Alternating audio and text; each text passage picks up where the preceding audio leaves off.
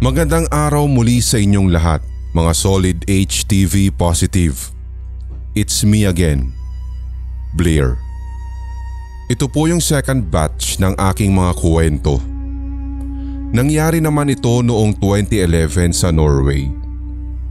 I dream a lot, Sir Red. Kasi I'm a lucid dreamer, tulad ng nabanggit ko sa unang batch ng aking kwento. Yung tipong panaginip na connected ka talaga sa dream mo. Yung gising ka sa panaginip mo. Maraming nakikipag-usap sa akin sa aking panaginip at doon naman ay naiintindihan ko sila.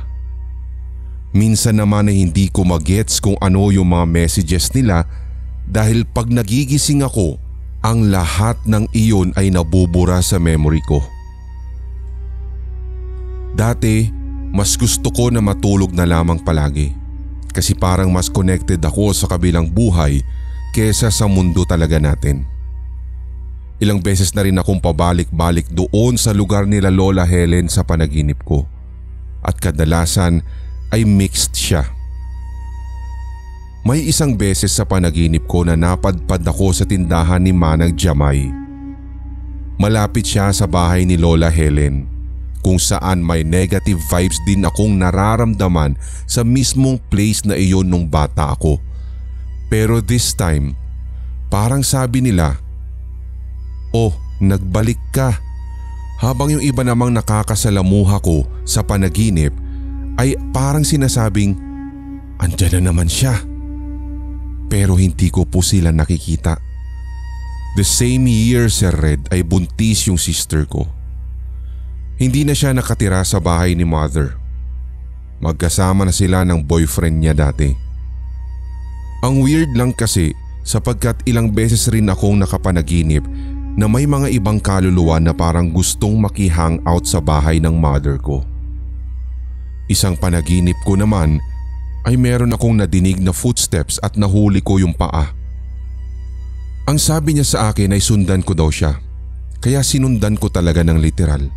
Pero na-cut off yung panaginip ko kasi parang meron pong nag-stop sa akin. Yun bang parang sinasabing wag ko daw susundan yung footsteps na iyon. Habang yung iba ko namang panaginip ay maraming tao na hindi ko kilala pero nasa loob sila ng bahay ni mother ko. Ang karaniwan sa nakikita ko na parang pinagdedebatihan nila ay kung sino daw sa kanila ang mauuna. Pero naputol na naman iyon dahil nagising na naman ako. Natatandaan ko rin na meron din akong particular dream at naalala ko sa loob ng dream na iyon na nakakita ako ng isang kaluluwa pero pinipigilan siya ng isa pang kaluluwa na wag siyang papasok sa katawan ng isang bata. Hayaan na lamang daw yung batang iyon. Ang isip ko, hindi kaya't maaaring gustong saniban ng kaluluwang nagpapakita sa panaginip kong ito yung katawan ng baby ng sister ko kahit nasa tiyan pa ito ng aking kapatid. Kaya ang ginawa ko noon ay nagdasal ako talaga ng nagdasal para sa pamangkin ko. Ayaw na ayaw ko kasi nung ganun. Yung para bang may idinadamay silang inosente.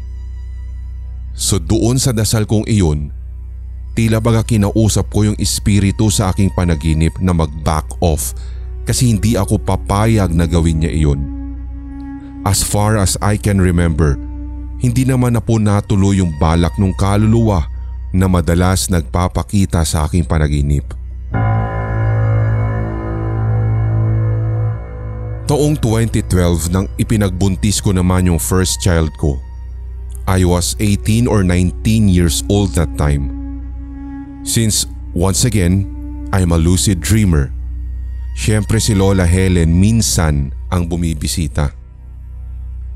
Sa panaginip kong iyon, may pagkakataon na walang sinasabi o kaya wala kami pinag-uusapan talaga ni Lola Helen pero naroroon lang siya. hindi na rin ako nakapanaginip ng ibang weird dreams lately aside from this one. Ang location pa rin namin ay sa bahay ni mother ko. Yung room ko ngayon ay nasa baba na. Ako na yung nag-take over sa sister's room ko kasi yung kwarto ko ay ginamit na bilang storage room. Wala akong bed kasi pinatanggal ko. 2 mattress lang ang nilapag ko sa floor at yung pinto ay may gap siya na parang 7 centimeters mula sa floor, so kitang-kita ko kung may dadaan. As far as I can remember mula sa isang panaginip ko, okay naman na naging takbo at first. Tas bigla na lamang nag-change yung vibe ng dream ko at meron na namang nagsabi na, "Andyan na siya, pantayan mo na maigi ang anak mo." I was really terrified pagkadinig ko nun, pero also ay thankful kasi sa dream ko ang daming nagpoprotekta sa akin. So ang ginawa ko ay hinawakan ko yung tiyan ko kasi syempre ayaw ko namang mawala yung anak ko sa akin. Bigla na lang akong nagising at napatingin sa pintuan at kitang-kita ko talaga si Red sa gap ng door na meron pong something or someone na nakatayo. Ang feeling ko ay gusto niyang pumasok sa kwarto pero hindi nga lang niya kaya naroroon lamang siya. Nagdasal na naman ako at muli ay pinikit ang aking mga mata kasi ayaw kong makita kung sino man yun. Hawak-hawak ko pa rin yung tiyan ko na medyo malaki na rin sapagkat 7 months na pregnant na ako nung time na iyon hanggang sa tuluyan na naman akong nilamon ng antok.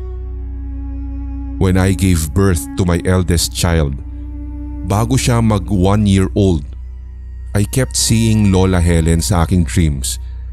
Sa panaginip ko, back home ako sa place ni Lola Helen and she was there too. And she kept talking to me about life and something important. Pero I don't remember kung ano yung mga sinasabi niya. Came 2013. Ang daming nangyari this year sa amin ng anak ko. Hindi kami naging okay nung tatay niya. Ang daming meetings with the lawyers kasi nga ang gusto niya ay 50-50 kami. Pero hindi pwede dito na 50-50 agad when the child is under 2 years old. Kung meron mang nakakalusot ay bihira lang. Dito kasi, kapag nasa ganoong edad ang bata, the child needs to be close to mama for nursing at least sa first year ng bata. At yun yung hindi kasi magets nung ex ko. Kaya sugod siya ng sugod na para bang ang dami niyang kalaban. Na kesyo kinidnap ko raw yung anak namin at bigla-bigla na lang siyang susulpot kung saan kami tapos ng aaway. Pero syempre bilang mother, inilalayo ko ang aking anak sa ganitong klaseng sitwasyon pero hindi ko siya pinagbawalan na makita yung bata. At ang kondisyon ko pa nga ay huminahon siya sa tuwing pumupunta siya o nagpapakita siya habang inaayos namin ang lahat with our lawyers. So yun nga, tulad na sabi ko, maraming meetings, legal, and hanggang sa dumating na rin ang health issues ko. I was feeling weak at that time at ang daming emotions, fears, exhaustions, and I was so very tired both emotionally and physically. Pero I had to fight for my child's sake. The father of my firstborn child doesn't always see kung ano ang mga needs ng anak namin, both emotionally and physically. Kaya ayaw ko muna na mag-agree sa 50-50. Agreed naman yung judge sa akin. At si ex naman, he was attacking me personally and emotionally pero I kept on focusing sa anak namin. Nang malapit na ang meeting namin sa korte, dito na naman ako nakapanaginip, Sir Red. Itong panaginip na ito ay masasabi kong nakatulong talaga sa akin para makaget over sa lahat ng aking laban. Sa panaginip kong iyon, I was in a very dark and wide room. Wala akong makita ni isa. Pero may lumapit sa akin na mga tao. Pagkalapit ng mga ito, base sa pakiramdam ko, ay biglang nagliwanag pero ang dim lamang. Parang they were getting me ready for something at dalawa nga sa kanila ay sumabay sa akin. Papunta kami ng elevator. Sa dream ko na iyon, natakot din ako kung ano ang meron sa taas. Ang sabi ko lang, yung baby ko, paano yung baby ko? At sabi nila na para bang sabayang bigkas na, magiging okay yung iyong anak. At yung isang lalaki na maganda ang boses ay para nakagaanan ko kaagad ng pakiramdam. Ang sabi kasi niya, everything's gonna be okay. Everything's gonna be okay. Habang yung elevator ay ang bilis ng andar pataas. Naputol ang panaginip kong iyon at nagising na lamang ako. And ayun na nga, hindi naging 50-50 ang visitation ng ex ko sa anak namin, pero yung normal na visitation lang for most. Kumbaga 60-40. 60% na mananatili sa akin ng anak at makakasama ko at 40% sa kanya. Hanggang sa dumating ang 2014. Ilang months rin ako at ng anak ko na nakitira kina mother ko while looking for a place for me and my kid. Nang makalipat na kami ng anak ko sa sariling apartment, pagpasok namin doon, first night, medyo ayaw pa niya for some reason. Hindi ko naman masyadong pinansin at baka kasi naninibago or namamahay lamang yung bata. Pero ang maganda, naging okay naman na siya later. Nasa sala siya noon at kumakain. Ang sabi ko sa kanya ay babalik lang ako. Ilalabas ko lamang yung mga basura. Pagbalik ko nga si Red ay naririnig ko na ang kanyang palahaw. So syempre nagmadali ako sa isipin na baka mamaya ay nahulog o kaya ay nasaktan. Pagbukas ko ng pinto, doon nga si Red ay kitang-kita ko na parang may kausap yung anak ko habang umiiyak. Sa senyas na ginagawa ng kanyang kamay ay tila may tinataboy siya at parang ayaw niyang pahawak. So hinawakan ko kaagad ang aking anak at niyakap dagli. Sinabi ko na it's okay baby, mom's here, sabay tingin sa paligid. Naging okay naman na siya after at tumahan. Yung isang gabi, tulog na yung anak ko. Pumunta ako sa sala para mag-wind up after a long day. Often she wakes up at night at umiiyak at gusto sigurong mag-cuddle. Akmang bubuksan ko na sana yung pintuan sa kwarto namin when I suddenly heard her talking. Siyempre, 3 years old pa lang siya noon at akala ko she was just dreaming. Pero para talagang may kausap siya. So tumabi na ako sa kanya. I did ask kung ano ang sabi niya at baka ako yung kausap niya, pero niyakap lamang niya ako at muling natulog. Ilang buwan na nakakaraan na naroroon kami sa bagong apartment. Nag-decide ako na i-rearrange yung mga furnitures. Ilang beses ko rin ginawa yun kasi every night ay parang hindi talaga ako mapakali. Feeling ko dapat iba yung pagkaka-arrange ng mga gamit sa sala at sa dining. Until I decided to use the other room as my bedroom para at least may sariling room na rin yung anak ko. That's what I did. Pero madalas napapansin ko na gumigising yung aking anak around 12 a.m. at 3 a.m. at tumatabi siya sa akin. She has been doing that ever since at nang isang gabi I was asleep sa bed ko at siya sa bed niya when I suddenly saw her standing sa paanan ko. Medyo antok pa ako noon pero napansin ko na merong dalawang shadow sa ulunan ko before I laid my eyes on my daughter na nakatayo lang sa paanan ng bed ko. Kaya agad ay sinabi ko na, "Be, come here." At hindi ko alam kung ilang minuto rin siyang nakatayo doon sa paanan. Napag-usapan rin namin ito ng ex ko kasi one time nakatulog ang boyfriend ko, the father of my other 2 kids, doon sa sala namin. Nagising daw siya dahil nakita niyo yung panganay kong anak na naglalaro. Gabi na iyon at pagtingin nga niya ng oras ay mag-aalas 12 na. So si ex naman, napakwento rin na nangyari rin iyon sa child namin nung kasama niya ito sa kanila. Nakatayo lamang daw siya sa pinto ng kwarto ng tatay niya at umiiyak, pero hindi naman yung talagang labis na palahaw, bagkus ay mahinhin lang. Same hour din, 12 a.m. at 3 a.m. nangyari. Taong 2015 naman sa Norway. Meron din akong friend na Pinay. Kamamatay lamang ng tita niya kaya pinuntahan niya yung tita niya sa Amsterdam at kasama pa niya ang kanyang mga kapatid. Nag-aayos nga sila ng mga gamit sa bahay ng tito at tita nila habang tinatawagan ako. Nagtatawanan lamang kami nun at hindi ko alam na inilapag niya pala yung phone sa floor kasi nagtitiklop pa sila ng mga damit ng tita niya sa bed. Rinig ko silang nag-uusap at habang ako naman ay nasa CR namin, naglilinis. Bigla akong napahinto, Sir Red, kasi may narinig ako na parang bumulong at ito'y nanggaling sa phone. So I picked up the phone and listened carefully. Akala ko ay yung friend ko iyon na may sinasabi, kaya sumagot naman ako ng, "Kim, anong sabi mo? Hindi ko naririnig tsaka hindi ko maintindihan." Medyo malayo-layo yung boses niya nung sinasagot niya ako sa tanong ko. At ang sabi niya, "Ano yung hindi mo madinig? May sinasabi ka, diba?" "Uy, wala ah," sagot sa akin ni Kim.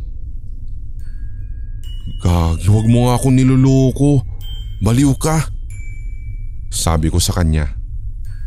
Medyo na-shock pa nga siya noon, Sir Red, at hala ka. Inilapag ko lang yung phone sa sahig. Nagtitiklop kami ng damit ni tita. Ano ka ba, lahat kami nasa bedside. Wala talaga ako sinasabi sa'yo, promise. Wika niya. From that moment, sinabi ko na lang na, sige, mamaya na nga lang tayo mag-usap. Mag-chat-chat na lang muna tayo. Kasi natakot talaga ako sa nangyari. Ang sama ng feeling ko sa whisper na yun at ayaw kong madamay ang anak ko if ever may something siya. Kaya I really tried my best not to show interest sa mga kababalaghan na naririnig ko minsan o nararamdaman. Taong 2015 and 2016. As I've mentioned before, I keep on dreaming about being back sa Pilipinas at sa bahay pa ni Lola Helen. This time, meron ng sari-sari store si Mama V at si Mami in real life. Yung unang dream ko, katok ako ng katok sa pinto ni Mama V doon sa sari-sari store kasi doon din siya nakatira. Nakakonekta po o magkadikit yung bahay nila Lola Helen sa sari-sari store ni Mama V. So katok ako ng katok. Medyo natagalan lamang siyang mag-open. She seemed very weak sa panaginip ko pero tuwang-tuwa siya na makita ako ulit. So pumasok ako sa sari-sari store niya at nag-usap kami. Tapos nagising na lamang ako sa panaginip. And then the same dream na naman some other nights ay parang ganito na naman ang laman. Ilang beses na rin itong nangyari. Pero meron isang panaginip na si Mami na yung kausap ko. Nakatingala ako sa taas kung saan nakatayo si Mami. Balcony kasi yung taas ng sari-sari store ni Mama V at ganun pa rin, katok ako ng katok sa door ni Mama V pero si Mami, she said, wala na daw si Mama V. Wala na daw doon at hindi na siya nakatira sa sari-sari store. Ang gawin ko na lang daw ay umuwi na lang ako.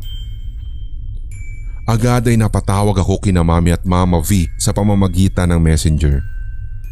Si Mama V naman ay may sakit na pala noon. Enlargement of the heart.